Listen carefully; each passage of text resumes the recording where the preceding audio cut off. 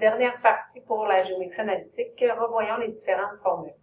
Première formule que vous avez vue, c'est la formule pour déterminer la distance entre deux points. En fait, c'est lorsqu'on vous demande dans le plan cartésien d'aller chercher la mesure d'un segment.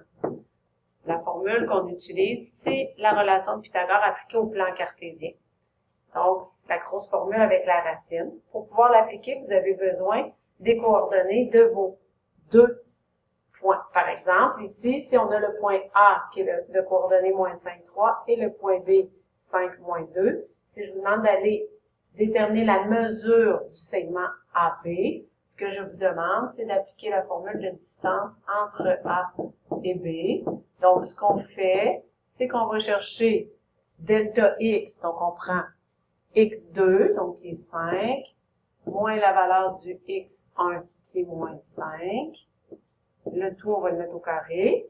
On va lui additionner la variation dy, dans ce cas-ci, moins 2, moins la valeur de y1 qui est 3, au carré. Souvenez-vous, ça n'a pas d'importance c'est quoi le point 1 ou le point 2, parce que la mesure entre A et B va être la même qu'entre B et A. Dans l'ordre de calcul, c'est important. On commence par les parenthèses. Donc, dans ce cas-ci, 5 moins 5 va nous donner 5 plus 5, 10. Dans l'autre parenthèse, vous avez l'opération moins 2, moins 3. Ça va vous donner moins 5. Ensuite, on effectue l'exposant 2. Donc, on va avoir dans notre racine 10 au carré qui donne 100. On doit lui additionner moins 5 au carré. Tout nombre au carré devient positif. Donc, faites attention à vos manipulations sur votre calculatrice. On effectue l'addition. Donc, on obtient racine de 125. Et si vous souhaitez avoir la valeur décimale de racine de 125, donc racine de 125, ça nous donne ici 11,1803. Donc, on peut écrire, dans notre cas ici, 11,18 unités dans le plan cartésien. Donc, ça représente la longueur entre le point A et le point B. Donc, voici la première formule que vous aviez vue. Deuxième formule qui était à l'étude, c'était la formule qui nous permettait d'aller chercher les coordonnées du point milieu. Pour aller chercher les coordonnées du point milieu, vous appliquez la formule suivante qui consiste à faire la somme des x, on n'oublie pas de faire une égalité, ensuite on divise par 2, et pour la coordonnée y, on fait la somme de y, on égalise la somme et on divise par 2. Donc, dans un concept comme le segment ici AB, si j'essaie d'aller chercher les coordonnées du point milieu, donc le point milieu, je vais effectuer la somme des x, donc moins 5, je lui additionne 5, et je vais diviser par 2. Et pour la coordonnée y, je vais prendre le y1 qui est 3, je vais lui additionner le y2 qui est moins 2, et je vais diviser par 2. Donc, dans ce cas-ci, on va obtenir moins 5 plus 5, ça me donne 0, et 3 plus moins 2 va me donner 1. Qu'est-ce qui se passe? C'est que 0 divisé par 2 me donne bel et bien 0 et 1/2. Si on va voir sur le plan cartésien, c'est logique. Le point que j'ai trouvé, c'est le point qui est ici, qui est au milieu. Donc, c'est le point de coordonnées 0.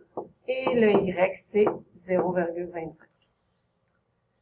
Donc, à vous de jouer pour l'exemple sur votre document. Donc, le point milieu de votre segment. Dernière formule qu'on a vue, c'est la formule du point de partage. La seule chose qu'il faut faire attention avec cette formule-là, c'est de déterminer la bonne fraction. Donc, si le problème vous dit directement qu'il est situé aux 2/3, on utilise 2/3 dans notre formule.